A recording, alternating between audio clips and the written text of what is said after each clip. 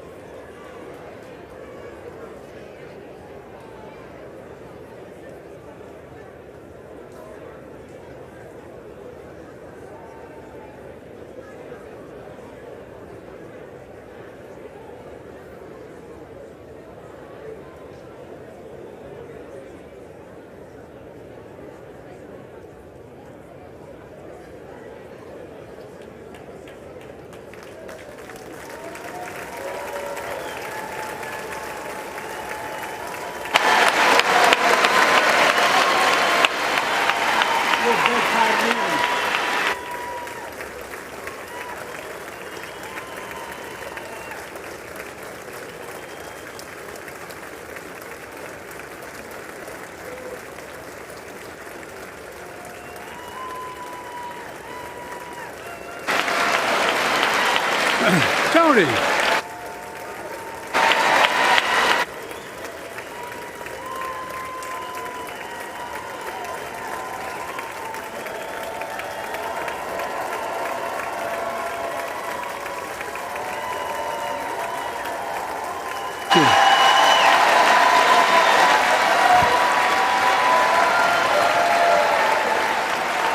Jill.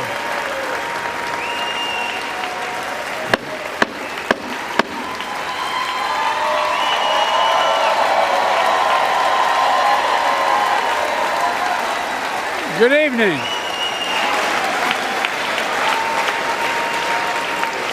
Good evening. If I were smart, I'd go home now.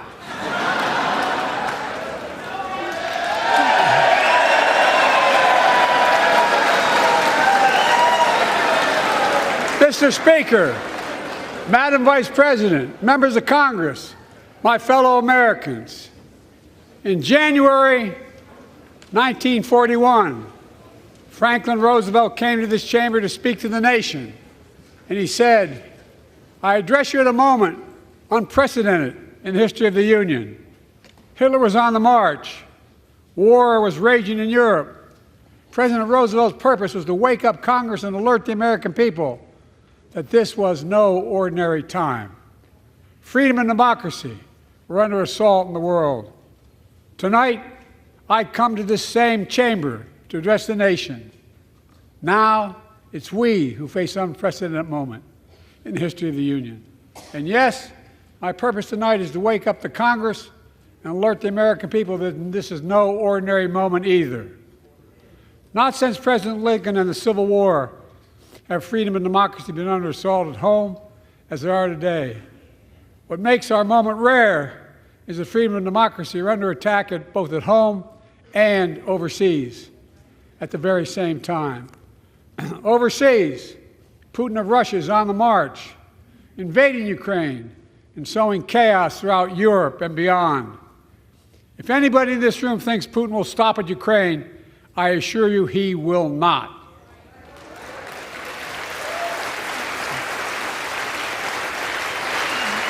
But Ukraine can stop Putin. Ukraine can stop Putin if we stand with Ukraine and provide the weapons that needs to defend itself.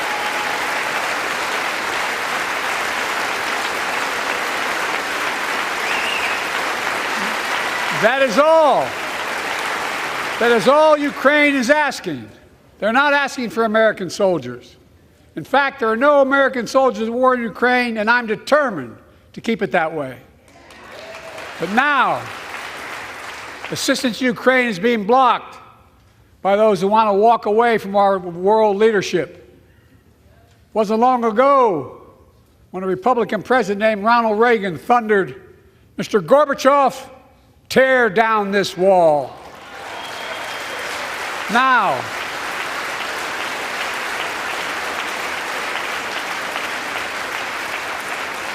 my predecessor, a former Republican president, tells Putin, quote, "Do whatever the hell you want." That's a quote. A former president actually said that, bowing down to a Russian leader. I think it's outrageous, it's dangerous, and it's unacceptable.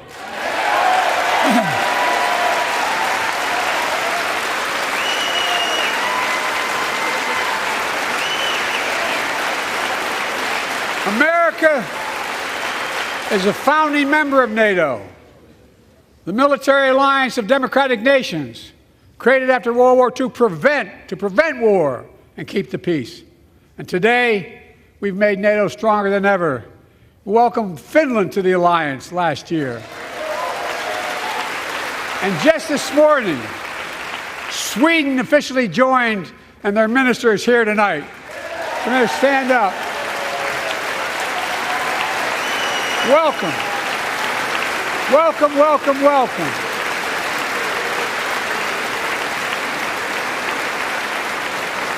And they know how to fight. Mr. Prime Minister, welcome to NATO, the strongest military alliance the world has ever seen.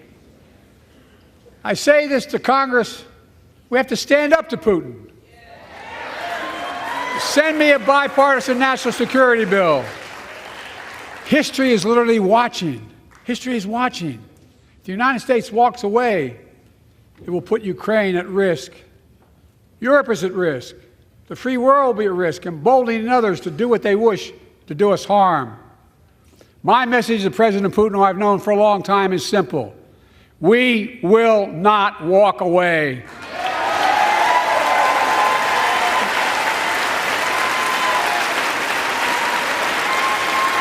We will not bow down.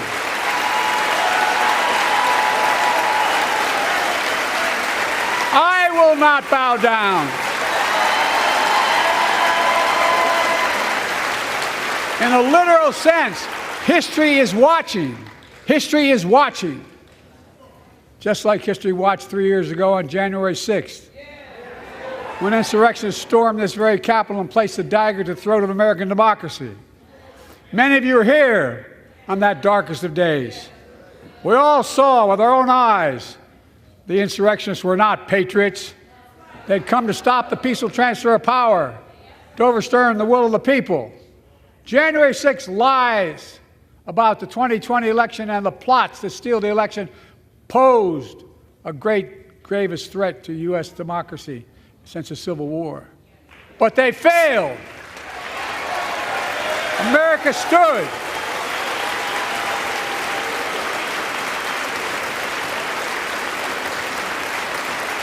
America stood strong, and democracy prevailed. We must be honest. The threat to democracy must be defended. My predecessor and some of you here seek to bury the truth about January 6th. I will not do that. This is the moment to speak the truth and to bury the lies. Here's the simple truth. You can't love your country only when you win.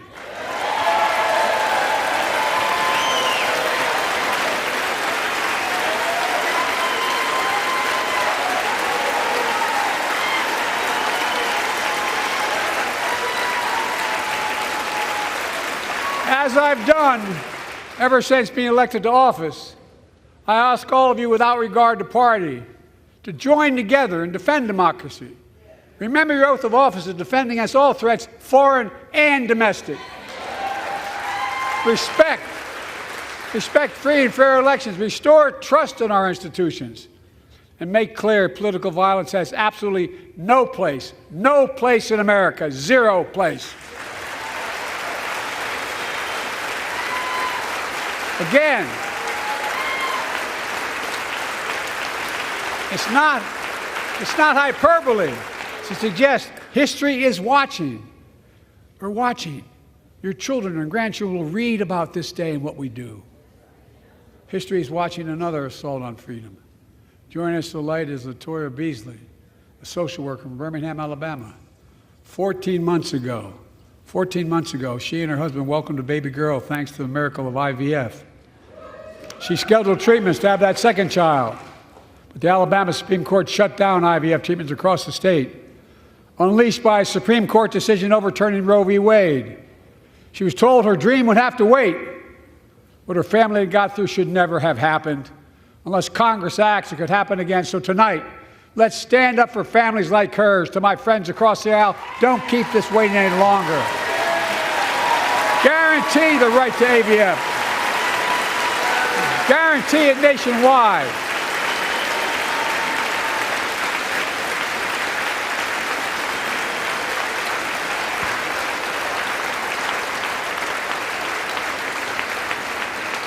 Like most Americans, I believe Roe v. Wade got it right.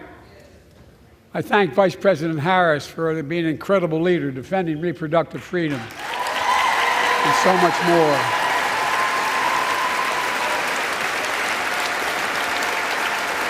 Thank you.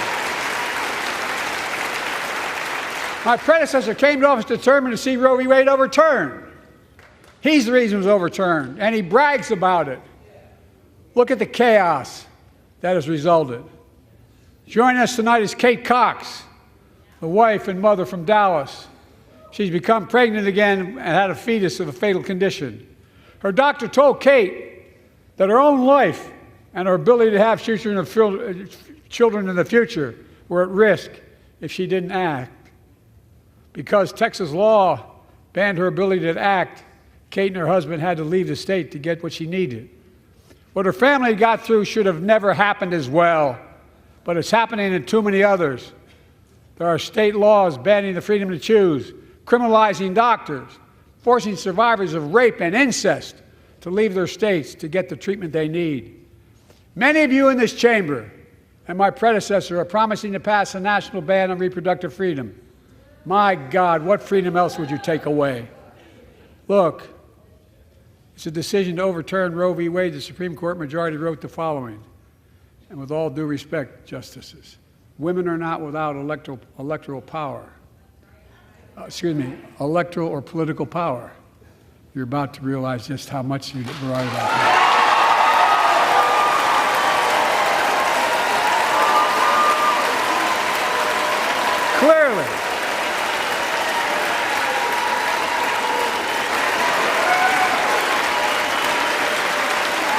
Clearly,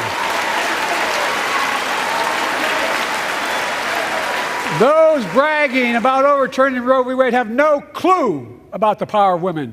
But they found out when reproductive freedom was on the ballot. We won in 2022 and 2020, and we'll win again in 2024.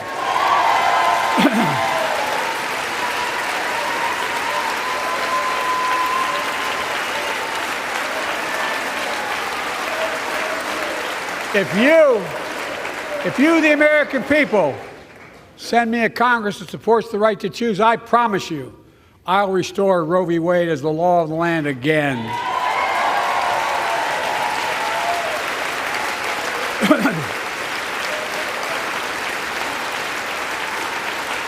Folks, America cannot go back.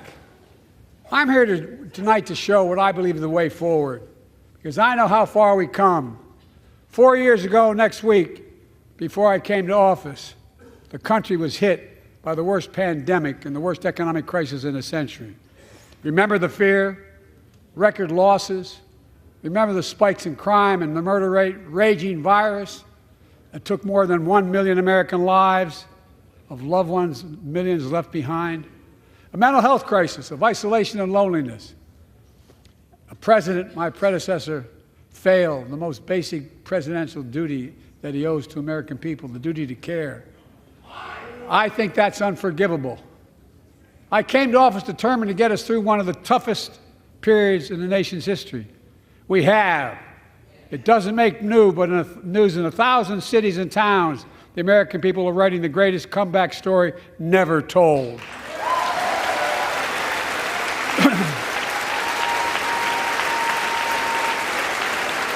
So let's tell the story here. Tell it here and now. America's comeback is building the future of American possibilities, building an economy from the middle out and the bottom up, not the top down, investing in all America, in all Americans, to make sure everyone has a fair shot, and we leave no one behind. The pandemic no longer controls our lives. The vaccines that saved us from COVID are now being used to beat cancer, turning setback into comeback. That's what America does. That's what America does.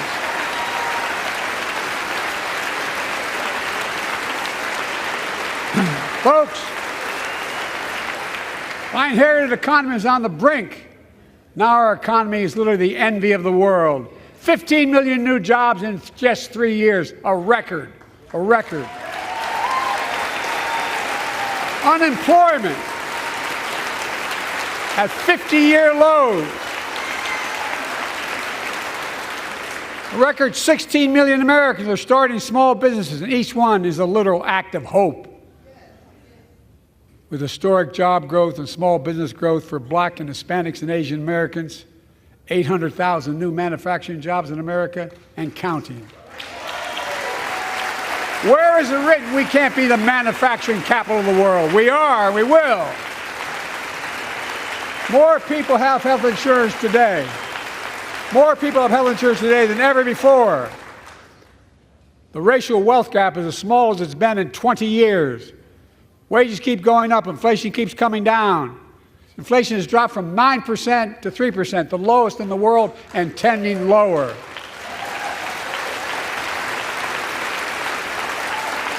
The landing is and will be soft. And now, instead of importing foreign products and exporting American jobs, we're exporting American products and creating American jobs. Right here in America, where they belong.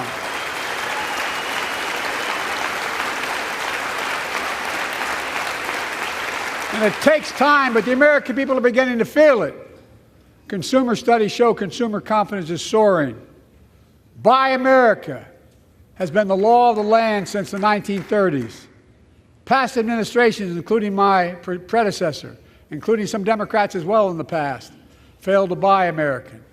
Not anymore. On my watch, federal projects that you fund, like helping build American roads, bridges, and highways, will be made with American products and built by American workers.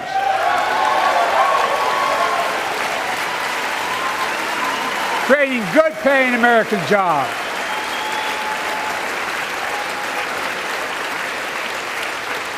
And thanks to our CHIPS and Science Act, the United States is investing more in research and development than ever before.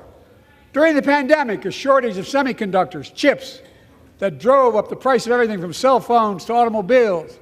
And by the way, we invented those chips right here in America. Well, instead of having to import them, private companies are now investing billions of dollars to build new chip factories here in America, creating tens of thousands of jobs. Many of those jobs paying $100,000 a year and don't require a college degree.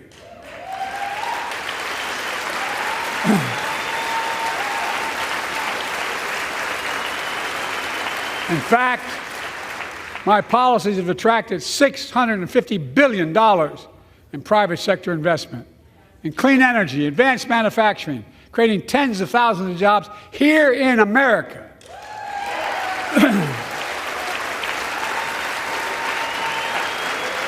And thanks to our bipartisan infrastructure law, 46,000 new projects have been announced all across your communities. And by the way, I noticed some of you have strongly voted against it, or they're cheering on that money coming in. I like it. I'm with you. I'm with you.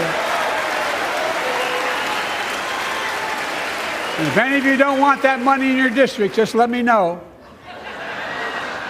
Modernizing our roads and bridges, ports and airports, public transit systems. Removing poisonous lead pipes so every child can drink clean water without risk of brain damage.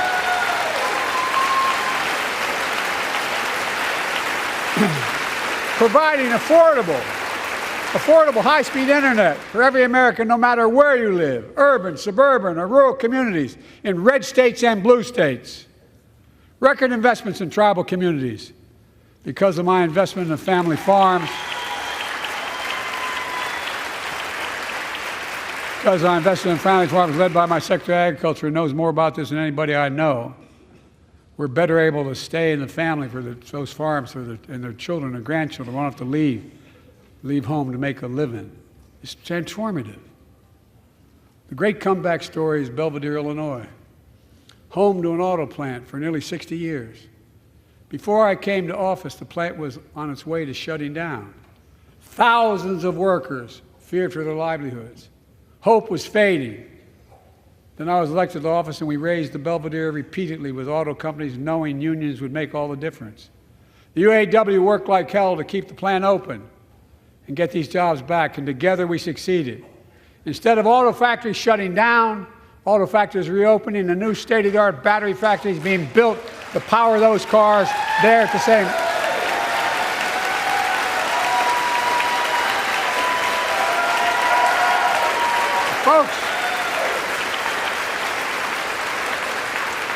The folks of Belvedere, I say, instead of your town being left behind, your community is moving forward again.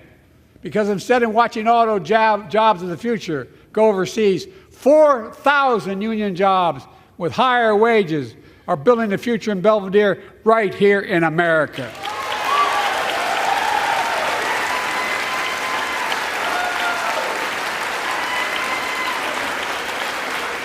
Here tonight is UAW President Shawn Fain, a great friend and a great labor leader. Shawn, where are you? Stand up.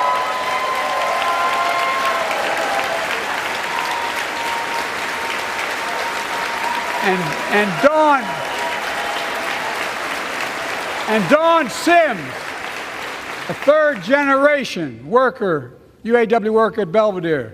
Shawn, I was proud to be the first president to stand on the picket line, and today, Dawn has a good job in her hometown, providing stability for her family and pride and dignity as well. Showing once again, Wall Street didn't build America. They're not bad guys. They didn't build it, though. The middle class built the country, and unions built the middle class.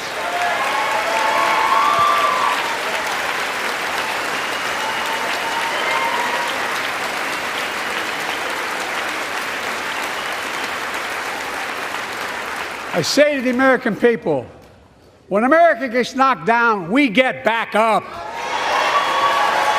We keep going. That's America.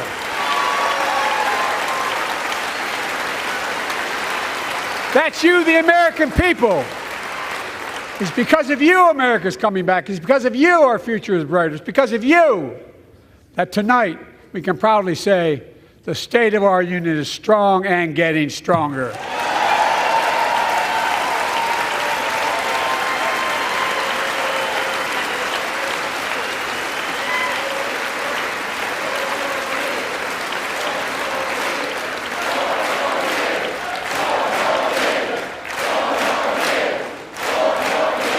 Tonight,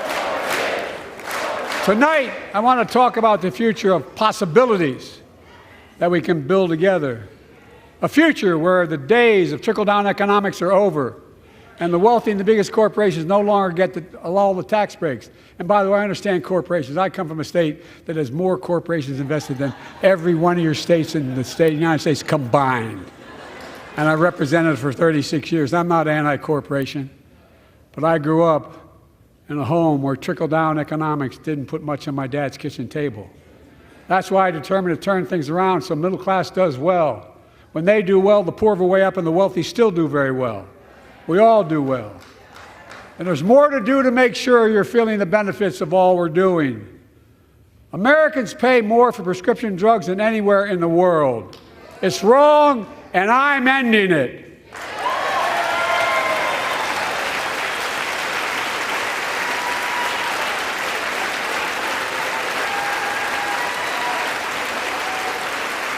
With a law that I proposed and signed, not one of you Republican buddies voted for it. We finally beat Big Pharma. Instead of paying $400 a month or thereabouts for insulin with diabetes, and it only costs $10 to make, they only get paid $35 a month now and still make a healthy profit. And but what to do next? I want to cap the cost of insulin at $35 a month for every American who needs it. Everyone.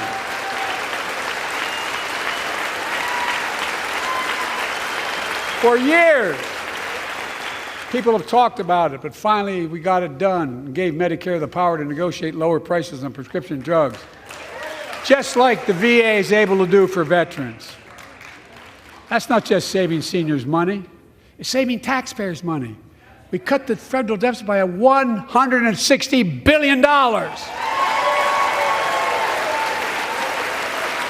Because Medicare will no longer have to pay those exorbitant prices to Big Pharma.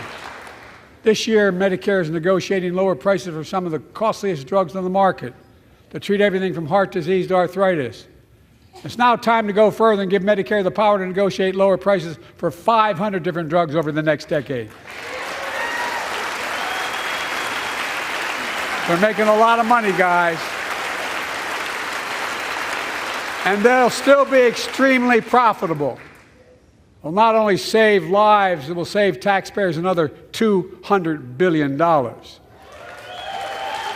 Starting next year, the same law caps total prescription drug costs for seniors on Medicare at $200 to $2,000 a year, even for expensive cancer drugs that cost $10,000, $12,000, $15,000. Now I want to cap prescription drug costs at $2,000 a year for everyone. Folks, I'm going to get in trouble for saying that, but if you want to get an Air Force One and fly to Toronto, Berlin, Moscow, even Moscow, probably. And bring your prescription with you, and I promise you I'll get it for you for 40% the cost you're paying now. Same company, same drug, same place. Folks, the Affordable Care Act, the old Obamacare, it's still a very big deal.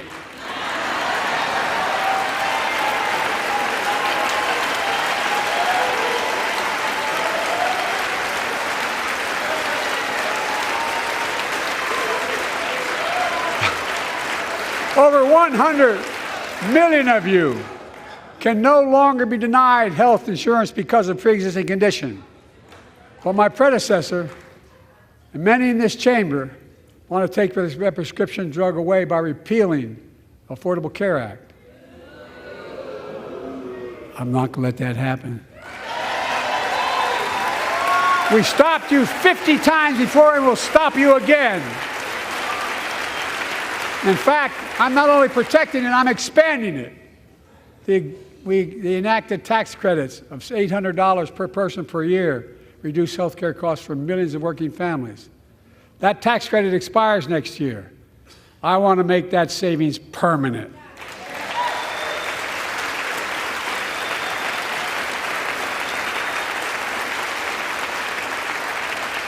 To state the obvious, women are more than half our population. But research on women's health has always been underfunded.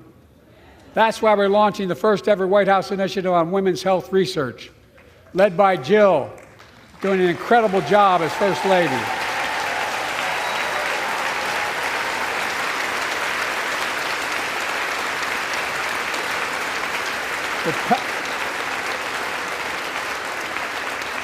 To pass my plan for $12 billion to transfer women's health research and benefit millions of lives all across America.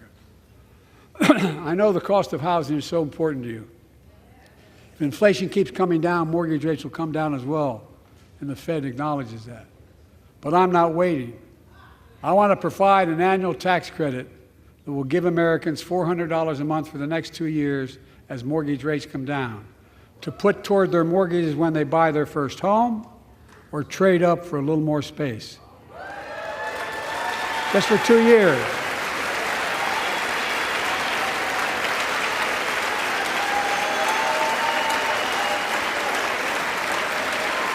And my administration is also eliminating title insurance on federally backed mortgages. When you refinance your home, you can save $1,000 or more as a consequence. For millions of renters, we're cracking down on big landlords who use antitrust law, who break antitrust laws by price fixing and driving up rents.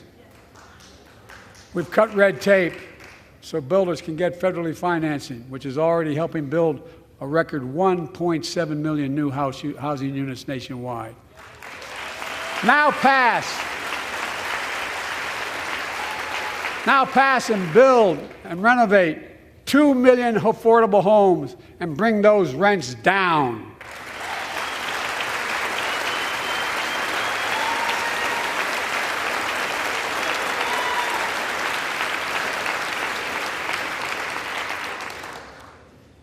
To remain the strongest economy in the world, we need to have the best education system in the world. And I suspect all of you, want to give every child, a good start by providing access to preschool for 3 and 4 years old. You know, I think I pointed out last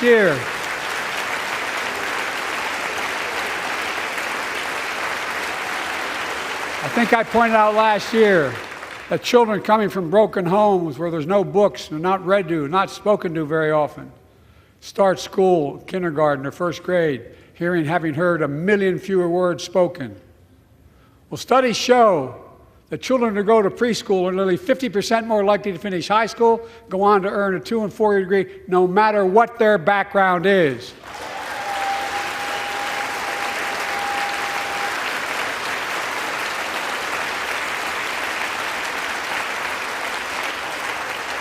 I met a year and a half ago with the leaders of the Business Roundtable. They were mad that they were angry. I think, well, they were discussing why I wanted to spend money on education. I pointed out to them, as vice president, I met with over I think it was 182 of those folks. Don't hold me to the exact number. And I asked them what they need most, the CEOs. And you've had the same experience on both sides of the aisle. They say a better educated workforce, right? So I looked at them, and I say, I come from Delaware. DuPont used to be the 8th largest corporation in the world.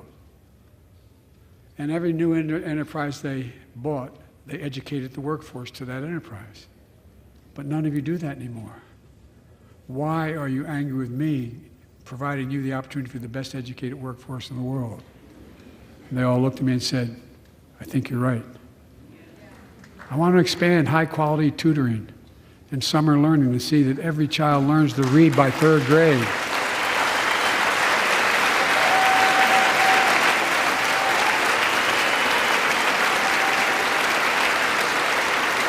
I'm also connecting local businesses and high schools so students get hands-on experience and a path to a good-paying job, whether or not they go to college. And I want to make sure the college is more affordable. Let's continue increasing the Pell Grants to working and middle-class families and increase record investments in HBCUs and minority-serving institutions, including Hispanic institutions.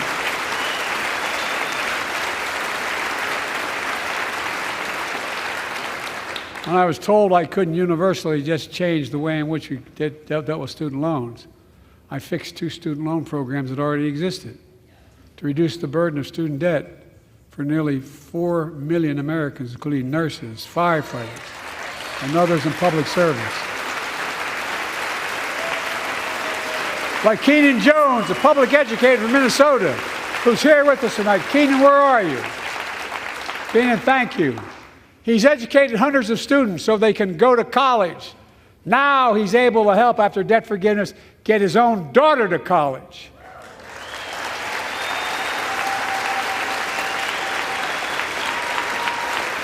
And folks, look,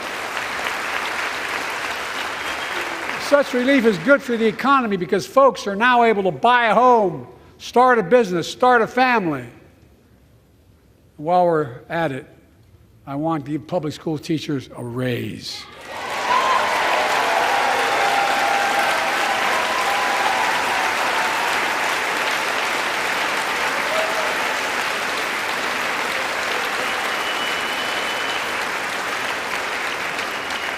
And by the way, the first couple of years, we cut the deficit. Now, let me speak to the question of fundamental fairness for all Americans. I've been delivering real results in fiscally responsible ways. We've already cut the federal deficit. We've already cut the federal deficit over $1 trillion. I signed the bipartisan deal to cut another $1 trillion in the next decade. It's my goal to cut the federal deficit another $3 trillion by making big corporations and the very wealthy finally beginning to pay their fair share.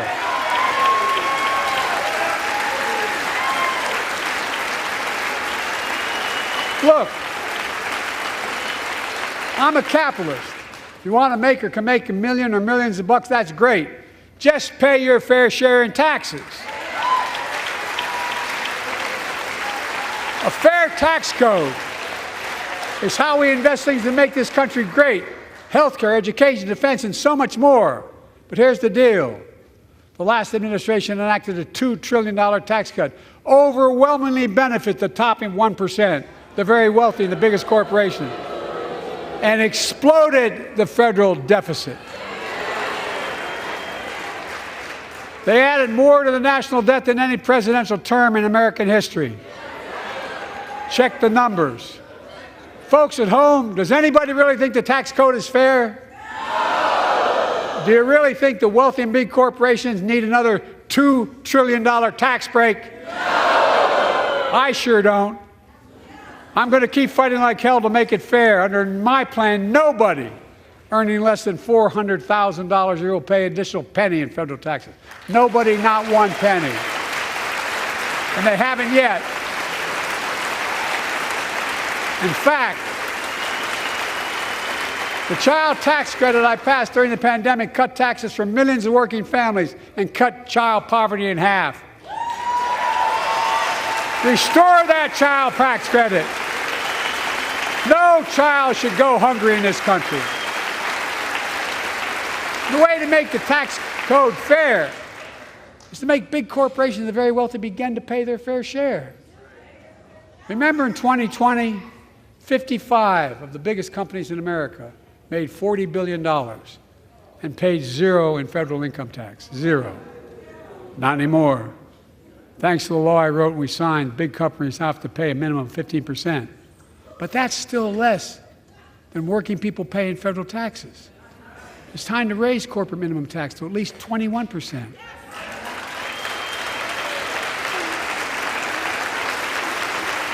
So every big corporation finally begins to pay their fair share. I also want to end tax breaks for big pharma, big oil, private jets, massive executive pay when it's only supposed to be $1 million that could be deducted. They can pay them $20 million if they want, but deduct $1 million. End it now. You know, there are 1,000 billionaires in America. You know what the average federal tax is for those billionaires? No. They're making great sacrifices, 8.2%. That's far less than the vast majority of Americans pay. No billionaire should pay a lower federal tax rate than a teacher, a sanitation worker, or a nurse.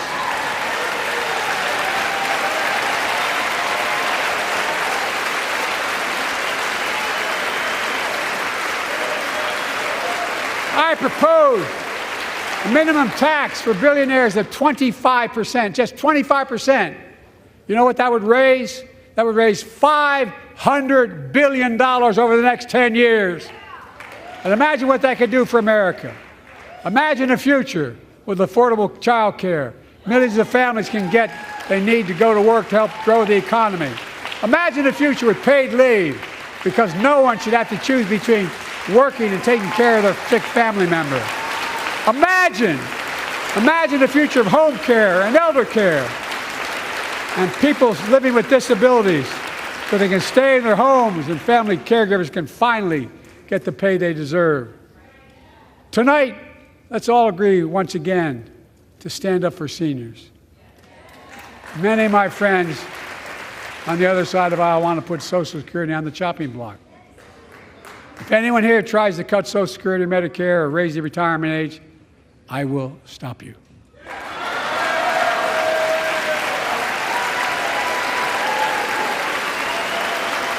The working people who built this country pay more into Social Security than millionaires and billionaires do. It's not fair. We have two ways to go.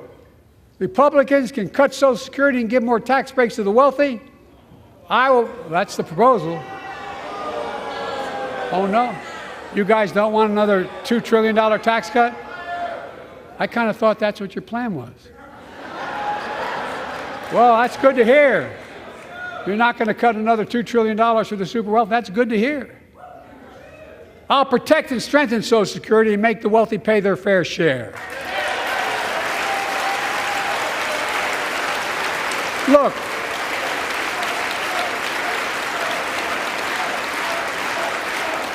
too many corporations raise prices to pad their profits, charging more and more for less and less. That's why we're cracking down on corporations that engage in price gouging and deceptive pricing, from food to health care to housing. In fact, the snack companies think you won't notice if they change the size of the bag and put a hell of a lot fewer, same size bag, put fewer chips in it. No, I'm not joking. It's called shrinkflation. Pass Bobby Casey's bill and stop this. I really mean it.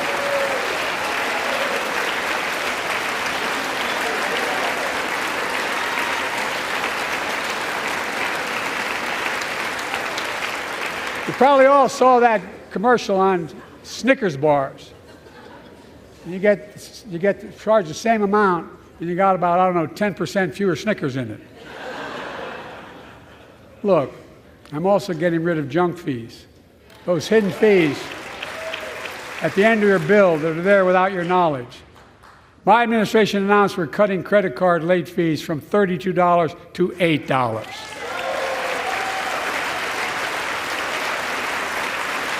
Banks and credit card companies are allowed to charge what it costs them to instigate the collection. And that's more a hell of a lot like $8 and 30-some dollars. They don't like it. The credit card companies don't like it. But I'm saving American families $20 billion a year with all the junk fees I'm eliminating. Folks at home, that's why the banks are so mad. It's $20 billion in profit. I'm not stopping there. My administration has proposed rules to make cable, travel, utilities, and online ticket sellers tell you the total price up front so there are no surprises. It matters. It matters. And so does this. In November, my team began serious negotiation with a bipartisan group of senators. The result was a bipartisan bill with the toughest set of border security reforms we've ever seen. Oh, you don't think so? Oh, you don't like that bill, huh? That conservatives got together and said it was a good bill? I'll be darned. That's amazing. That bipartisan bill would hire 1,500 more security agents and officers, 100 more immigration judges to help tackle the backload of 2 million cases, 4,300 more asylum officers, and new policies so they can resolve cases in 6 months instead of 6 years now.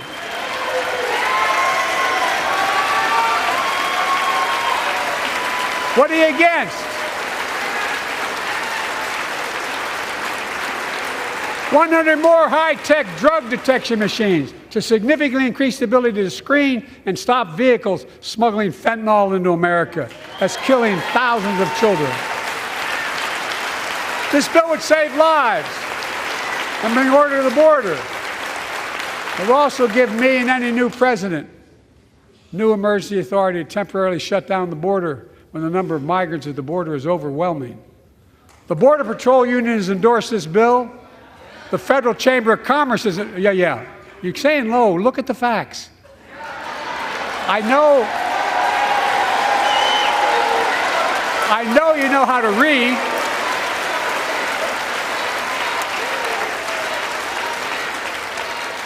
I believe that given the opportunity for a majority in the House and Senate would endorse the bill as well, a majority right now. But unfortunately, politics has derailed this bill so far. I'm told my predecessor called members of Congress in the Senate to demand they block the bill.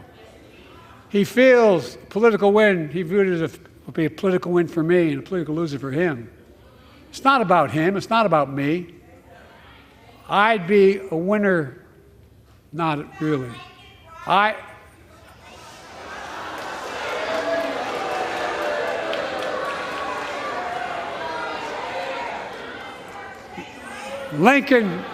Lincoln Riley, an innocent young woman who was killed by an illegal. That's right. But how many of the thousands of people being killed by illegals? To her parents, I say, my heart goes out to you, having lost children myself. I understand. But look, if we change the dynamic at the border, people pay these smugglers $8,000 to get across the border because they know if they get by and let into the country, it's 6 to 8 years before they have a hearing. And it's worth taking the chance of the $8,000.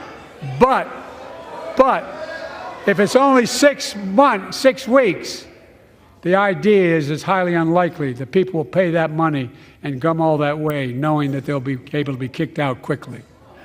Folks, I would respectfully suggest my Republican friends owe it to the American people, get this bill done. We need to act now.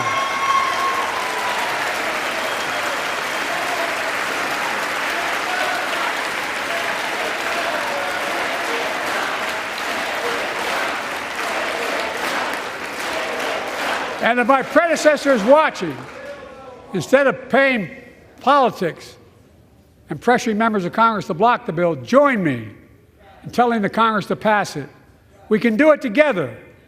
But that's what he apparently here's what he will not do. I will not demonize immigrants saying they are poison in the blood of our country.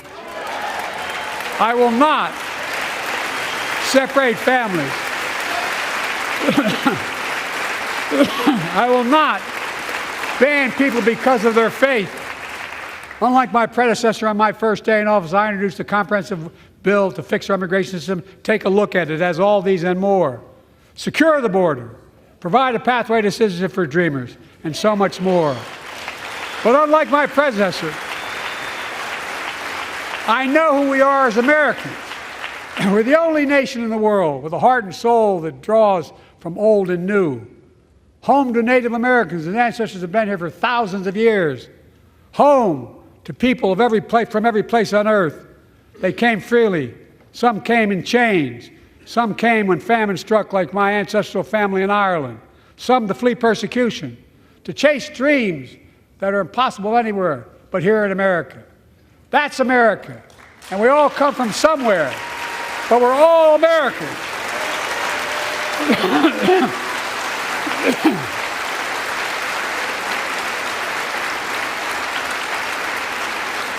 Look, folks, we have a simple choice.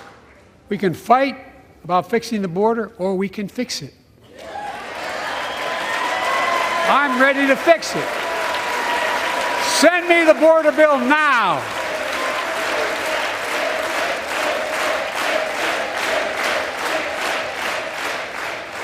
A transformational moment in history happened 59 years ago today in Selma, Alabama.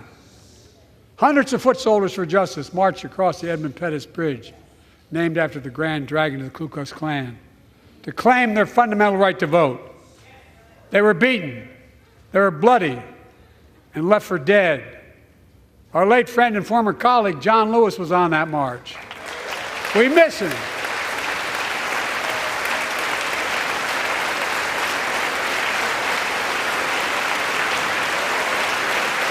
But joining us tonight are other marchers, both in the gallery and on the floor, including Betty Mae Fikes, known as the voice of Selma. The daughter of gospel singers and preachers, she sang songs of prayer and protest on that bloody Sunday to help shake the nation's conscience. 5 months later, the Voting Rights Act passed and was signed into law.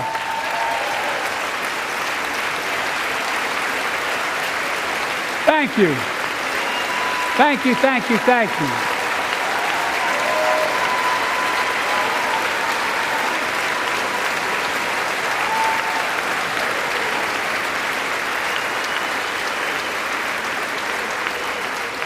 But 59 years later, there are forces taking us back in time. Voter suppression, election subversion, unlimited dark money, extreme gerrymandering. John Lewis was a great friend to many of us here. But if you truly want to honor him and all the heroes who marched with him, then it's time to do more than talk. Pass the Freedom to Vote Act, the John Lewis Voting Rights Act.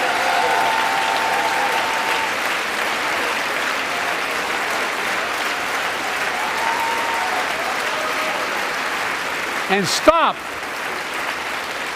denying another core value of America, our diversity across American life. Banning books, it's wrong. Instead of erasing history, let's make history. I want to protect fundamental rights. Pass the Equality Act. And my message to transgender Americans, I have your back. Pass the PRO Act for workers' rights. Raise the federal minimum wage, because every worker has a right to a decent living more than $7 an hour.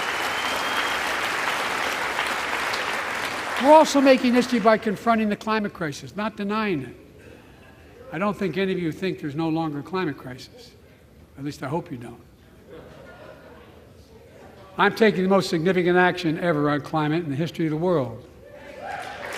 I'm cutting our carbon emissions in half by 2030, creating tens of thousands of clean energy jobs, like the IBEW workers building and installing 500,000 electric vehicle charging stations.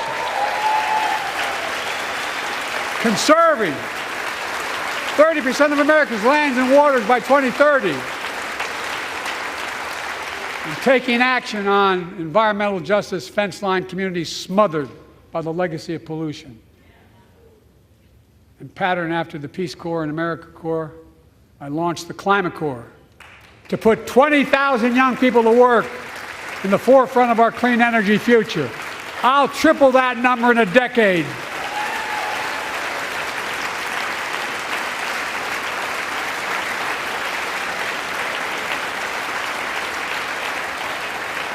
To state the obvious, all Americans deserve the freedom to be safe. And America is safer today than when I took office.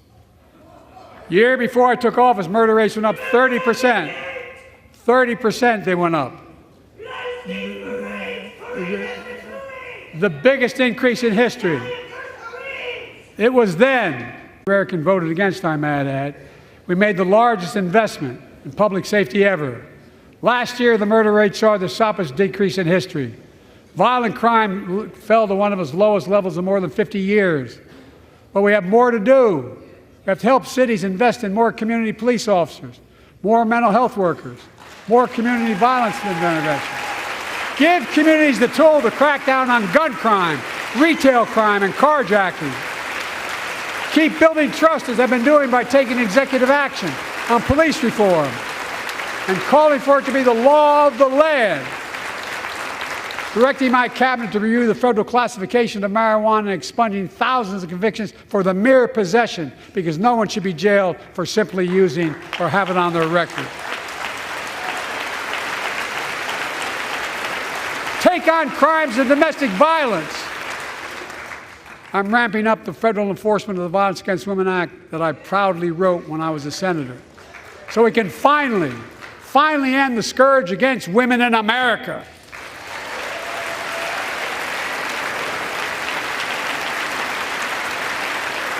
There are other kinds of violence I want to stop. With us tonight is Jasmine, whose 9-year-old sister Jackie was murdered with 21 classmates and teachers in an elementary school in Uvalde, Texas. Very soon after that happened, Jill and I went to Uvalde for a couple of days.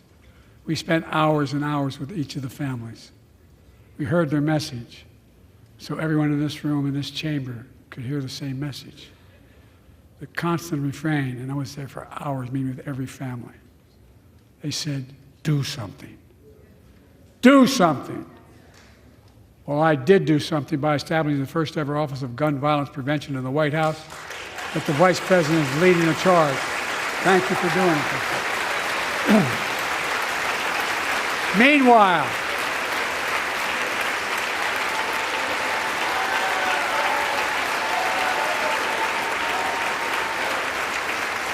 Meanwhile, my predecessor told the NRA he's proud he did nothing on guns when he was president.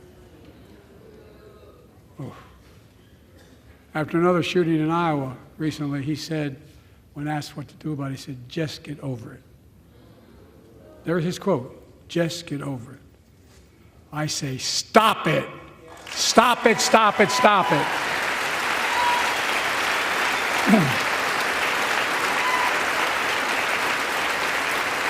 I'm proud we beat the NRA when I signed the most significant gun safety law in nearly 30 years because of this Congress. We now must beat the NRA again. I'm demanding a ban on assault weapons and high-capacity magazines. Pass universal background checks. None of this. I taught the Second Amendment for 12 years. None of this violates the Second Amendment or vilifies responsible gun owners. You know, as we manage challenges at home, we're also managing crises abroad, including in the Middle East. I know the last 5 months have been gut-wrenching for so many people, for the Israeli people, for the Palestinian people, and so many here in America. This crisis began on October 7th with a massacre by a terrorist group called Hamas, as you all know. 1,200 innocent people, women and girls, men and boys, slaughtered after enduring sexual violence. The deadliest day for the Jewish people since the Holocaust, and 250 hostages taken.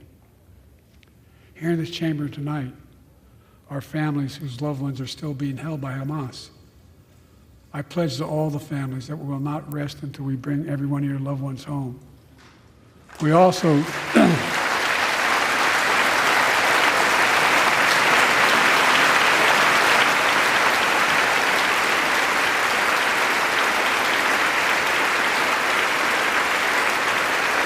will also work around the clock to bring home Evan and Paul, Americans being unjustly detained by the Russians and others around the world. Israel has the right to go after Hamas. Hamas ended this conflict by releasing hostages, laying down arms, could end it by releasing the hostages, laying down arms, and surrendering those responsible for October 7th. But Israel has Israel has an added burden because Hamas hides and operates among the civilian population like cowards, under hospitals, daycare centers, and all the like. Israel also has a fundamental responsibility, though, to protect innocent civilians in Gaza.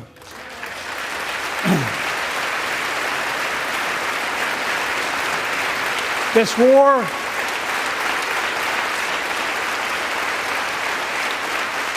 has taken a greater toll on innocent civilians than all previous wars in Gaza combined.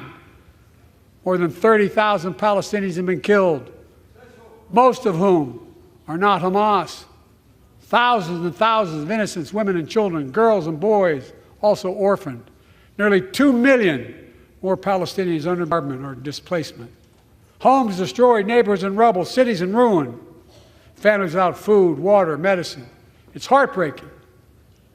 I've been working nonstop to establish an immediate ceasefire that would last for 6 weeks to get all the prisoners released, all the hostages released, to get the hostages home and ease the intolerable and humanitarian crisis and build toward an enduring, something more enduring. The United States has been leading international efforts to get more humanitarian assistance to Gaza. Tonight, I'm directing the U.S. military to lead an emergency mission to establish a temporary pier in the Mediterranean on the coast of Gaza that can receive large shipments carrying food, water, medicine, and temporary shelters. No U.S. boots will be on the ground. A temporary pier will enable a massive increase in the amount of humanitarian assistance getting into Gaza every day.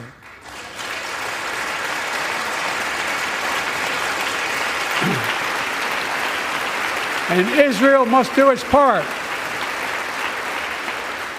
Israel must allow more aid into Gaza to ensure humanitarian workers aren't caught in the crossfire.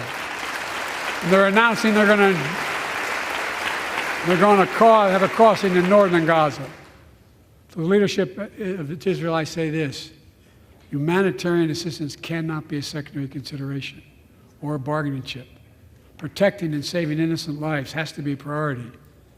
As we look to the future, the only real solution to the situation is a two-state solution over time.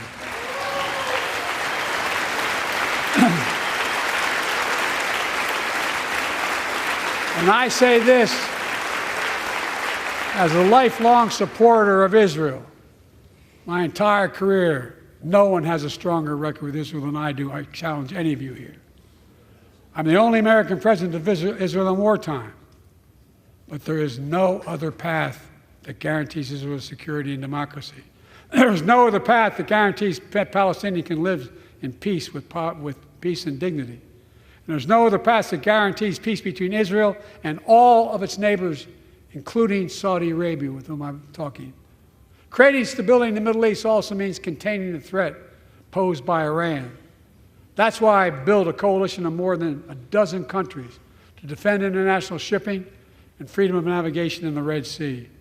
I've ordered strikes to degrade the Houthi capability and defend U.S. forces in the region. As Commander-in-Chief, I will not hesitate to direct further measures to protect our people and our military personnel.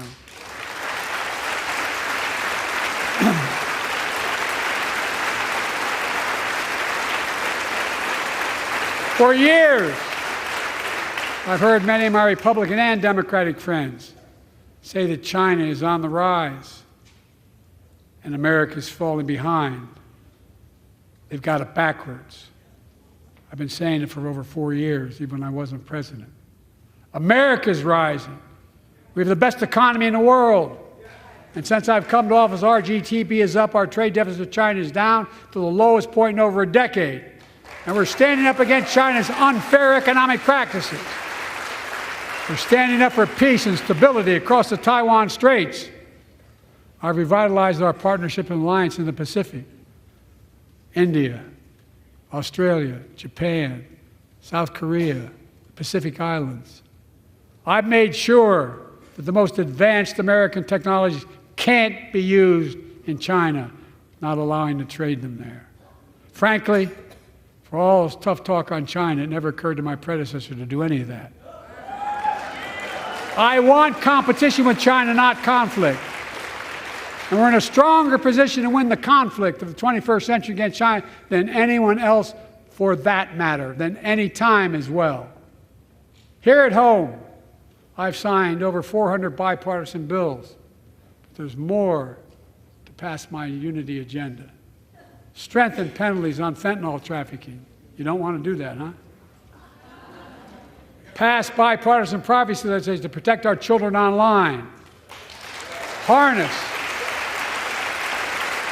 the promise of AI to protect us from peril. Ban AI voice impersonations and more. And keep our truly sacred obligation to train and equip those we send into harm's way and care for them and their families when they come home and when they don't.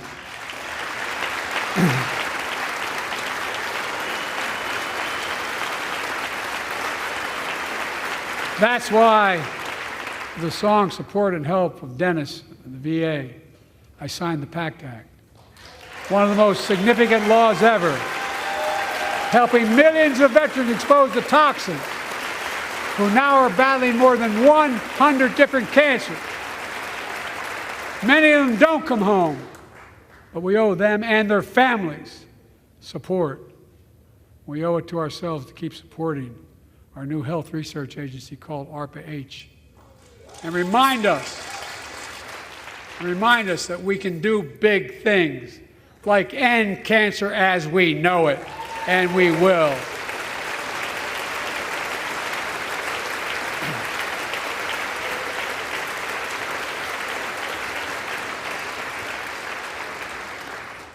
Let me close with this. Yay!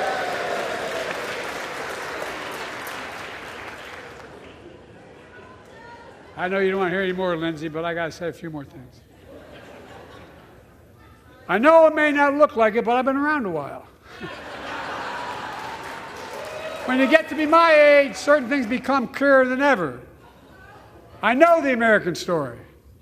Again and again, I've seen the contest between competing forces in the battle for the soul of our nation.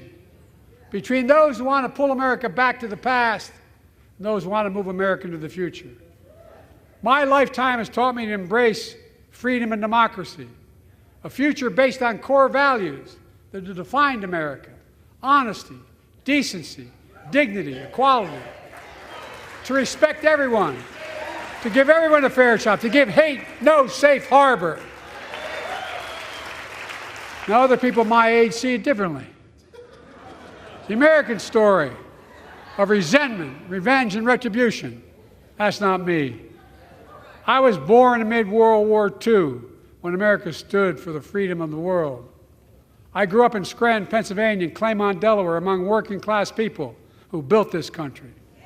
I watched in horror as two of my heroes, like many of you did, Dr. King and Bobby Kennedy, were assassinated.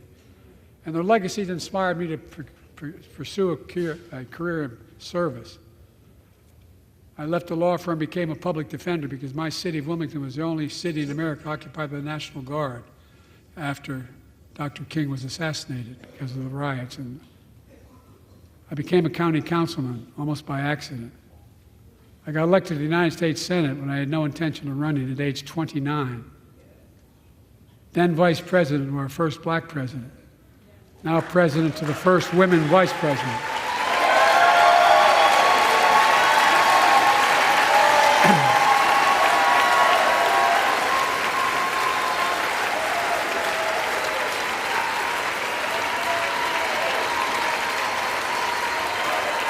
In my career, I've been told I was too young. By the way, they didn't let me on the Senate elevators for votes sometimes. Not a joke. And I've been told I'm too old. Whether young or old, I've always known what endures. I've known our North Star. The very idea of America is that we're all created equal and deserve to be treated equally throughout our lives. We've never fully lived up to that idea, but we've never walked away from it either. And I won't walk away from it now. I'm optimistic. I really am. I'm optimistic, Nancy.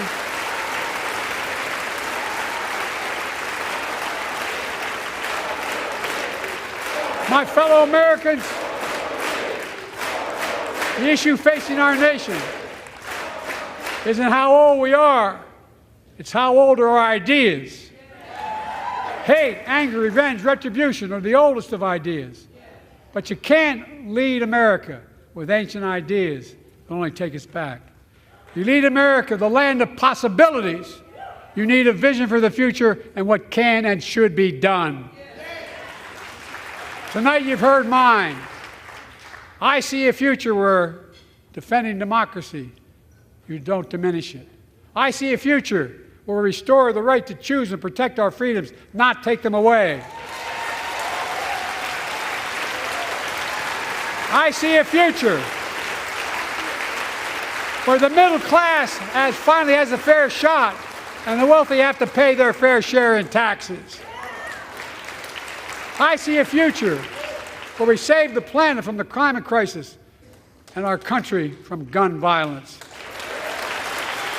Above all, I see a future for all Americans. I see a country for all Americans. And I will always be president for all Americans because I believe in America. I believe in you, the American people. You're the reason we've never been more optimistic about our future than I am now. So let's build the future together. Let's remember who we are. We are the United States of America. And there is nothing beyond our capacity when we act together. God bless you all, and may God protect our troops. Thank you, thank you, thank you.